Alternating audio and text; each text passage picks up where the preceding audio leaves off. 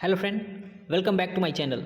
दोस्तों, जो हम बात करने वाले हैं सीआईएसएफ ट्रेड्समैन का जो वैकेंसी आया हुआ है उसके बारे में। उसका क्वालिफिकेशन क्या है, उसका फिजिकल स्टैंडर्ड क्या होता है, उसका सिलेक्शन प्रोसेस क्या है, सिलेबस में क्या पूछता है और उसका सैलरी कितना मिलता है, इन सभी बातों के बारे में तो चलिए शुरू करते हैं। सबसे पहले हम बात करते हैं जॉब लोकेशन। देखिए, इसका जो जॉब लोकेशन है सीआईएसएफ ट्रेड्समैन का वो ऑल ओवर इंडिया है, ठीक है।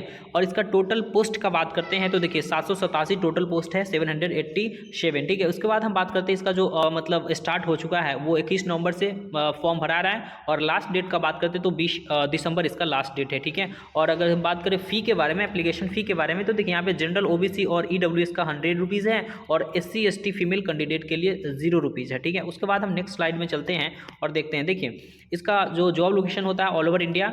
और एज लिमिट का बात करते हैं तो देखिए मिनिमम 18 साल और मैक्सिमम 23 ईयर 23 साल होना चाहिए। बट जो एससी एसटी ओबीसी को जो एज रिलैक्सेशन मिलता है, एससी एसटी को 5 ईयर का होता है शायद, और ओबीसी का बात करें तो 3 ईयर का होता है, तो वो मिलेगा, ठीक है। उसके बाद हम बात करते हैं, देखिए उसके बाद चलते हैं हम नेक्स्ट स्लाइड में। इसमें क्वालिफिकेशन, देखिए क्वालिफिकेशन का बात करें तो 10th मांगा जा रहा है, मात्र 10th इसका क्वालिफिकेशन मांगा जा रहा है, ठीक है। या इसके इक्विवेलेंट जो भी कोर्स होता है वो आपके पास है तो इस फॉर्म को अप्लाई कर सकते हैं, ठीक है। उसके बाद हम बात करते हैं इसका जो फिजिकल स्टैंडर्ड है उसके बारे में। देखिए, फिजिकल स्टैंडर्ड का बात करते हैं तो मेल का जो है, मेल के लिए हाइट है 170 सेंटीमीटर, ठीक है। और अगर आप एसटी कैटेगरी से बिलोंग करते हैं तो वो है 162.5 सेंटीमीटर। मतलब आप अगर एसटी कैटेगरी से बिलोंग करते हैं तो आपका हाइट कम से कम 162.5 सेंटीमीटर होना चाहिए। बट अगर फीमेल का बात करते हैं तो 157 सेंटीमीटर है सबके लिए, लेकिन एसटी के लिए 150 सेंटीमीटर रखा गया है, ठीक है। और उसके बाद हम बात करते हैं चेस्ट। तो देखिए, चेस्ट का बात करते हैं तो मेल के बारे में तो 80 से 85 सेंटीमीटर होना चाहिए फुला के। उसके बाद हम बात करते हैं एसटी के बारे में तो 76 से 81 सेंटीमीटर होना चाहिए फुला करके, ठीक है। उसके बाद रनिंग के बारे में बात करते हैं तो देखिए रनिंग 1600 मीटर का है जो मेल कैंडिडेट होगा उसके लिए, और 6.5 मिनट टाइम है, ठीक है। उसके बाद हम बात करते हैं फीमेल कैंडिडेट के बारे में तो 800 मीटर का रनिंग है और 4 मिनट टाइमिंग दिया जाता है, ठीक है। तो ये था फिजिकल स्टैंडर्ड। उसके बाद का स्लाइड का बात करते हैं तो देखिए उसके बाद में है ट्रेड्स बाय वैकेंसी, मतलब कि किस ट्रेड में कितना पोस्ट है। जैसे कि यहाँ पे कुक हुआ, कुक में टोटल 304 है। उसके बाद कॉबलर है, कॉबलर का 6 सीट है।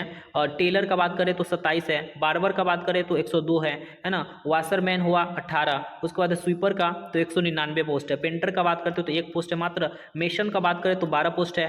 प्लम्बर में 4 पोस्ट है। उसके बाद माली का बात करते हो तो 3 पोस्ट है और वेल्डर का बात करें तो 3 पोस्ट है, इस तरह से। और ये जो बैकलॉग वैकेंसी है इस सभी मिला करके टोटल सीट कितना है, 787 है, ठीक है। उसके बाद चलिए हम लोग चलते हैं नेक्स्ट स्लाइड में, देखते हैं क्या है। देखिए, इसमें सिलेक्शन प्रोसेस के बारे में बात कर लेते हैं तो इसमें सबसे पहले पीटी होता है। पीटी मतलब फिजिकल इफिशिएंसी टेस्ट होता है, ठीक है।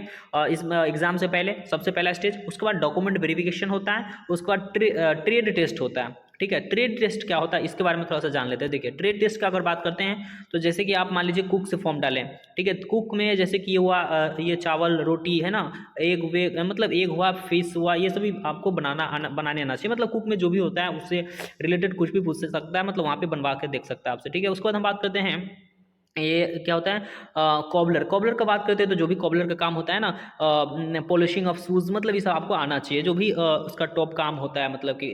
उसके बाद टेलर का बात करें तो ये टेलर वाला काम भी आपको आना चाहिए, ठीक है। वहाँ पे करवा कर दिखाया जाता है। उसके बाद हम बार्बर का बात करते हैं तो इसका भी हेयर कटिंग ये सब का काम होता है, तो ये सब काम आपको आना चाहिए, मतलब जिस भी ट्रेड से है ना, वाशरमैन हुआ, स्वीपर हुआ, पेंटर, मेसन, प्लम्बर, और कई सारा ट्रेड है, जैसे कि ये हुआ माली हुआ और वेल्डर। मतलब इस जो भी ट्रेड से आप फॉर्म फिल कर रहे हैं उसके बारे में आपको नॉलेज होना चाहिए और उस टाइप का काम आपको करने आना चाहिए, तभी आप डाल सकते हैं फॉर्म, ठीक है। उसके बाद हम बात करते हैं इसका जो सिलेक्शन प्रोसेस क्या है, ठीक है। सिलेक्शन प्रोसेस का बात करते हैं तो स्टेज 1 तो वो हो गया पहले, डीवी सॉरी सबसे पहले पीईटी, उसके बाद डीवी, उसके बाद ट्रेड टेस्ट, उसके बाद आता है रिटन एग्जाम, ठीक है। रिटन एग्जाम में 100 क्वेश्चन दिया जाता है। उसके बाद हम बात करते हैं स्टेज 3 का बात करें तो स्टेज 3 का बात करते हैं तो इसमें क्या होता है, मेडिकल टेस्ट होता है। स्टेज 2 मतलब रिटन एग्जाम के बाद। अगर हम बात करें इसका रिटन एग्जाम में सिलेबस क्या होता है तो सिलेबस में 100 क्वेश्चन होते हैं, ठीक है। मैथ का, रीजनिंग और GK GS, Hindi English optional होता है, आप कोई भी चूज कर सकते हैं, ठीक है। तो ये तो इसका सिलेबस हो गया। बट इसमें नो